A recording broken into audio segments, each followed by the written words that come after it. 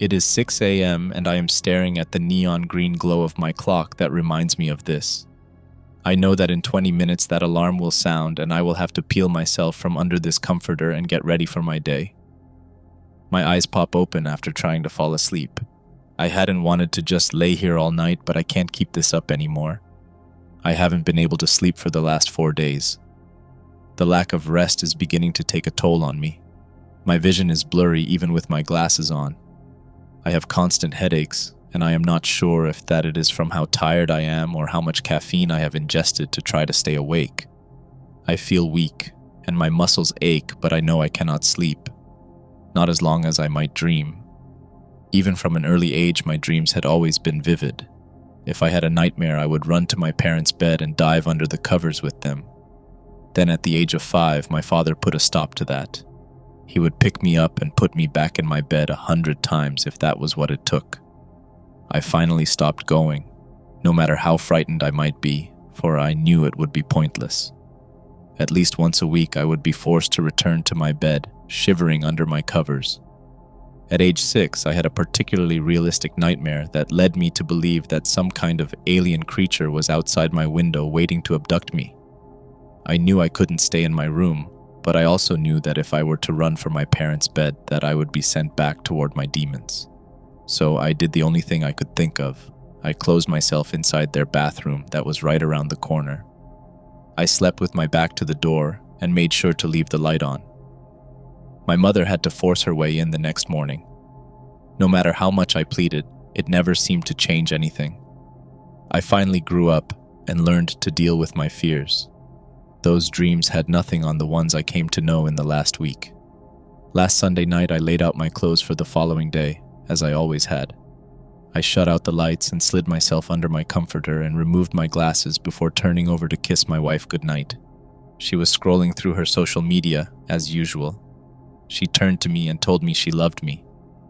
I returned the affection, then turned back to my side of the bed. I set my alarm for the next morning for 6:20 a.m. and would be sound asleep within minutes, something my wife could never understand about me. About 3 hours later, I leapt up from my back to gasp for air. This quick jerk startled my wife, who had just fell asleep. I sat there wide-eyed, pouring sweat and trying to comprehend what I had just seen within my mind, all while she was begging me to tell her what was wrong. "I had a nightmare," I said quietly. "About what?" she asked as I finally caught my breath. I looked over at the clock to see it was now 1:15 a.m. In my dream, I woke up at 1:20 and William had climbed from his crib and got stuck under it. He was crying for us, I said with a quiver in my tone. "That's not that scary. Kind of weird, but not scary." Her voice sounded annoyed that I had awoken her. "He was hurt when I got to him in the dream. He had a cut over his eye. It just kind of freaked me out. You know how I always have those really vivid dreams?" I almost snapped back at her tone. "Just go back to..." Her response was cut off as we heard our youngest son begin to scream. I jumped up from the bed and rushed down the hall. My wife was right on my heels, and I almost vaulted over the baby gate that separated him from the rest of the house. I flicked on the light, and there under his crib was my 1-year-old little boy begging for help. We pulled him from underneath, and sure enough, there was a scrape over his left eyebrow that oozed red viscous liquid. My wife gasped and dipped into the bathroom in the hallway. She wet a rag and brought it to me. We cleaned him up to see that the gash was long but not very deep. He wouldn't need stitches. It took about 15 minutes to calm him down and get him back to sleep. We turned out his light and returned to our room. As I went to lay back down, I noticed the clock read 1:35. It had been 1:20 when William fell. I felt a chill run up my spine at the thought of it. But I knew if I brought it to my wife's attention, she would just say it was a coincidence and tell me to go to bed. So, I did just that and tried to put the thought to the back of my mind. I shuffled through my workday as usual. Most of my time was spent in front of a computer, simply staring. I couldn't concentrate on work with visions of last night on repeat in my head. Before I knew it, the day had come to an end, and I was making my way back home. My wife and 2 sons sat down for dinner as always. They spoke about their respective days, but their voices were simply murmurs in the back of my thoughts. I pushed my food around on my plate and tried to seem like I was paying attention.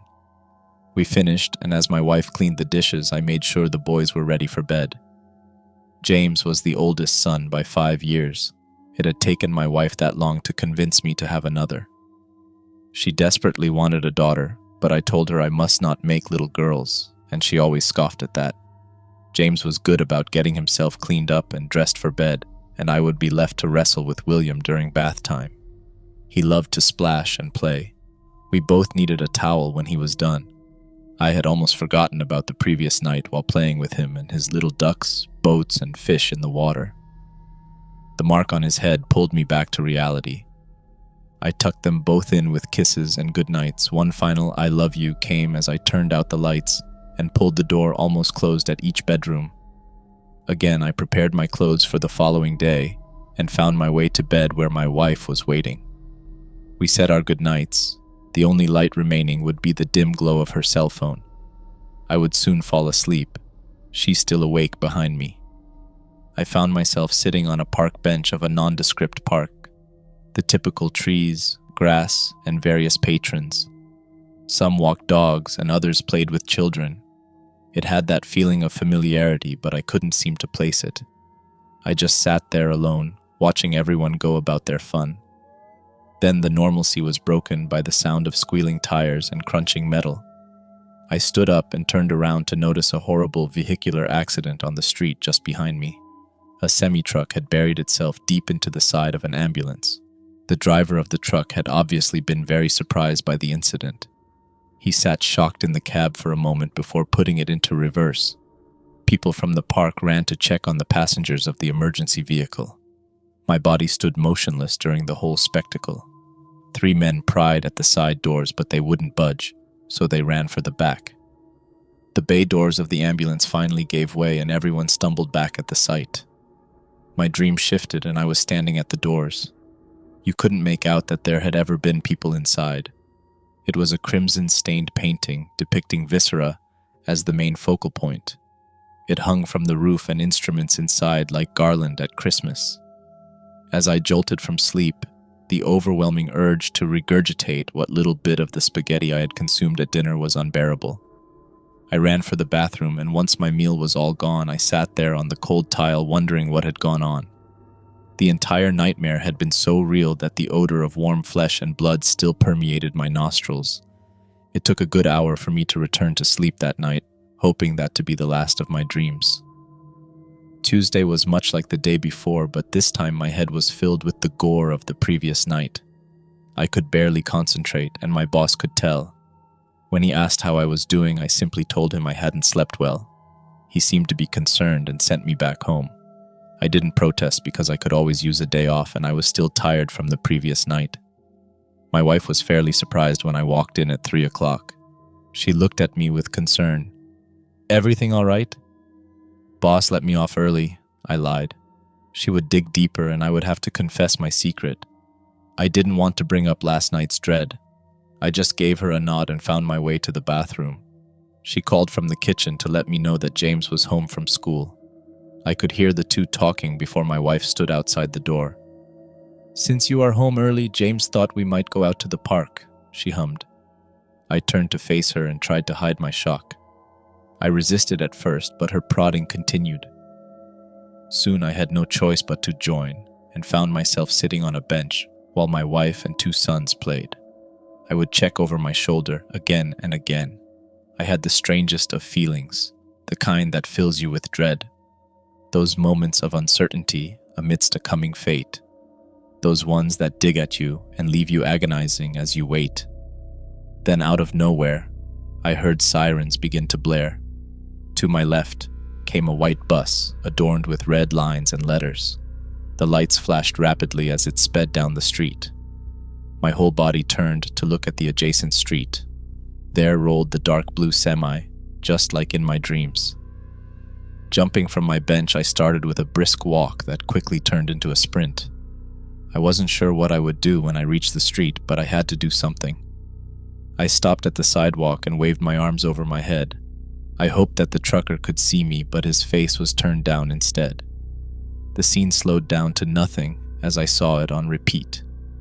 the chrome grille of the truck buried deep in the side of the emergency vehicle and shoved it a good 10 feet. People came running from all over, even my family. I quickly stopped them all and told them to just stand back. I knew what was to come, and that's something I couldn't let them be a part of. We rode home in silence. I didn't even look at my wife. I could feel her putting daggers in me from the passenger seat. She had seen me run out there shortly before, and I can only assume she wanted to know more. She let me retire to our room and put the boys to bed. When she came in after me, she could tell I was shaken. I had sat on the bed and not moved an inch.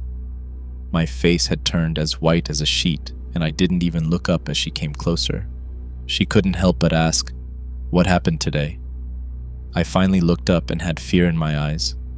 I wasn't sure how to answer without sounding insane. The whole thing made no sense. It was completely impossible. How could one person's dream become reality? The words came out without me truly thinking. I knew that was going to happen today. She seemed visibly shocked. "How could you have possibly known that would happen?" she quizzed. I detailed my entire dream of the night before. I told her that once I reached the park, I realized that it was the same one from my nightmare. Her eyes became wide once I started drawing out details, and when she asked what I saw when I went to the doors, I simply said, "You don't want to know." We both laid in the dark, unable to shut our eyes. She out of worry, and myself from what I would see once I did. I watched my clock for a few hours, and the last time I remember read 11:48. I found myself waking up every 30 to 40 minutes. I would look at the clock and adjust myself in bed. I couldn't get comfortable, and I was afraid of what I might dream. I saw the neon numbers read 6 a.m., and I slid from my bed quietly amidst the dim light of dawn. My feet carried me down the hall and into the garage. I took a step down into it and over to my safe. I put in the combination and pulled down the latch.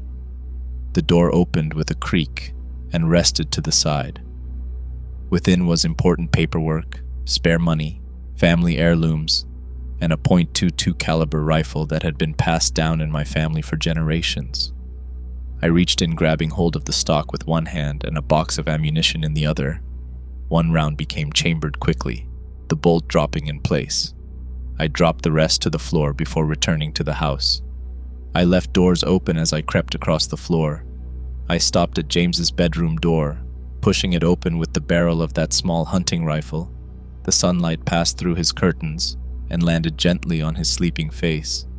In seconds, I was standing over his bed, the muzzle pressed gently against the temple of his head. I released the safety, which caused him to wake up. "Daddy?" James said with a tear in his eye. A click could be heard as my finger applied pressure to the trigger, and at that very moment my clock reached 6:20. My alarm wailed and jolted me awake. My heart wanted to run from my chest. Sweat welled up from each pore and puddled on the bed. I ran from my room, knocking over a chair as I found my way to his room. I forced open the door, and the sound woke up James. He screamed, not knowing what was happening. My wife came running after me to make sure everything was okay. She noticed the look in my eyes and started to back away. I swore to my son that everything was all right. I told him to lay back down, and I pulled the door closed. I couldn't escape the tirade of questions that would follow. My wife could not understand why I would startle our child like that. "What in the hell were you thinking?" she scolded. Her hands were on her hips and her brow furrowed deep. I could tell she was 2 seconds from laying a palm across my face. I am sure the only reason she hadn't was because of what I had endured at the park. My head hung low and I was unable to explain. How could I tell her I dreamt of killing our little boy? I simply shook my head and apologized. I did my best to prepare for work, but I had no idea how I was supposed to be productive with all of this weighing on my mind. On Wednesday, I had been sitting at my desk, barely doing any work for 3 hours, when my boss tapped me on the shoulder. When I turned around, he was accompanied by 2 uniformed police officers. They informed me that they had a couple of questions for me. I always thought they had you come downtown for things like this, but they simply had me sit down in a conference room at the end of the hall. Mr. Thompson, we have reports that you were the first person to approach the scene of the accident yesterday afternoon. The larger of the two prodded. I reaffirmed this as he continued. What exactly were you doing at the park? I had left work early that day, and my family wanted to spend some time together at the park, I answered hesitantly. The smaller one made notes on a pad at the corner of the table. An eyewitness said they noticed you trying to flag down the trucker right before the accident. I am guessing the driver didn't see you. The question came as I thought of my dream. I responded in a matter-of-fact tone. That asshole wasn't paying attention. He was looking down at something in the floorboard. The two cops looked at each other and nodded. That's what we thought. We just wanted to see if your side of the story matched up with the other reports we had. We are sorry for taking up your time. You have a nice day, Mr. Thompson, he said quickly before they both stood up and exited the room. I sighed and rested my head on the conference room table. This was becoming more than I could stand. Why was this happening? What made my dreams come true? Then I realized that they didn't come true. I hadn't shot my son at all. Maybe it all was just a coincidence and I was making this a bigger deal than it really had to be. I just sat there with my head on the table. I was so tired, and soon I was snoring in the conference room. My eyes were focused on the room-height window of my office building. We operated out of the 8th floor of a 10-floor building. I was standing between my cubicle and a co-worker's when I noticed an accountant that had been auditing us the past month come running by me. He had an office chair out in front of his body, and he moved at full speed right at the window. Before I could blink, the chair forced through the pane, and his body fell over top of it and out into the open air. I stepped to the edge and looked down at the mangled mass of what used to be a slightly balding, overweight, 45-year-old man in a cheap suit. When I sat up in the conference room, I barely blinked. These visions had become so common now, it was starting to seem normal. I stood up from my chair to watch across the office. I waited and waited, but no man ran for the window. I decided to return to my desk and try to finish my day. I had only 30 minutes left before I could head back home to my family when a ruckus came from the back door of our floor. Papers flung down to the carpet as a mail cart was overturned in the fray. Within seconds, I was standing just outside my cubicle, and I was passed by the accountant again. The shattering glass made me flinch, and I just stood across the room, staring at the open window. I didn't need to look down, because I knew what would be waiting for me if I did. I picked up my things and left the office without saying a word. I didn't go straight home. I pulled into a small pub down the street from work. I sat on the stool, and the bartender noticed the look on my face. He attempted to be social and asked if I wanted to talk about it. I shook my head and simply said, "Scotch on the rocks, make it a double." The clinking of those frozen cubes was heard, and then the gurgle of that amber liquid filling the glass. It slid to me, and I finished it quickly. "Keep 'em coming," I said. He refilled my glass, and I sat there tossing them back and trying to find some kind of answer. Why had everything else come true but the gunshot? This question kept rolling through my head, and 5 drinks in, it finally hit me. I woke up before I shot James, because I would never actually do that. I quickly paid my tab with a $50 bill and left the rest as a tip. The bar stool almost toppled. I left in such a hurry. I scrambled, shoving my hand down in my pocket for my phone. I stepped out of the door to look down at the screen. It had been on silent, but I had 10 missed calls from my wife. I knew I was in trouble and would be in even more when I came in smelling like a brewery. I called her back and let her know I was okay. I also told her that I needed a ride because I had been drinking. She would be quite happy to see me, I am sure. She had to take the boys to her mother's house before driving 30 minutes to pick me up, and the annoyance was easy to read. I apologized again and again before telling her what I had realized about my dreams. She didn't believe a word of my drunk rambling and pretty much just told me to keep my mouth shut, or she would leave me to stumble my way home on foot. When I got home, I made a pot of coffee and drank almost the entire thing. My wife was so upset with me, she didn't even ask if I was coming to bed. She just left me in the kitchen sipping from my mug. I had to keep myself awake. That was the only solution. It would be harder now that I had taken down so much scotch, but I was determined. I tried to not sit still for too long and found little projects I hadn't finished to keep me busy. I replaced a couple of wall outlets I had intended to change months ago. The car needed a new oil filter, and I knew that would keep me going for a bit. I reorganized my tools in the garage, but as I passed my safe, I kept my distance. I didn't even want to think about opening that anytime soon. The guest bath commode was clogged, so I got that draining. I worked through a month's worth of those honey-dough lists that the wife had made in one night. I was proud of myself when I turned off my alarm clock before it even sounded. I actually felt somewhat revitalized and got ready for work and gone in record time. The next night would not be so easy. The newfound energy I had was from my body catching a second wind and being boosted from the caffeine. When I crashed the following afternoon, I crashed hard. I could barely crack my eyes open, but I kept typing away at my computer. I had to keep my body moving or I would go to sleep. Come 5 o'clock, my boss stopped by my cubicle and looked down at my fingers just typing away. He stopped me and said, "John, are you sure you are okay?" I looked down at my fingers as he held his hand over my palm to stop me. Then I looked up at my screen. "I must stay awake," repeated over and over again for the first 1,000 words, before it turned into a garble of nonsense. I had filled pages and pages of a word processor document with absolute garbage. He helped me stand up and shut down my computer. He handed me my coat and told me it was time for me to go home. I was even escorted to my car. They must have been very worried. I barely spoke to my family when I got home. I know they said things to me, but it reminded me of the teacher from Charlie Brown. I just walked past them and went to my bedroom to change clothes.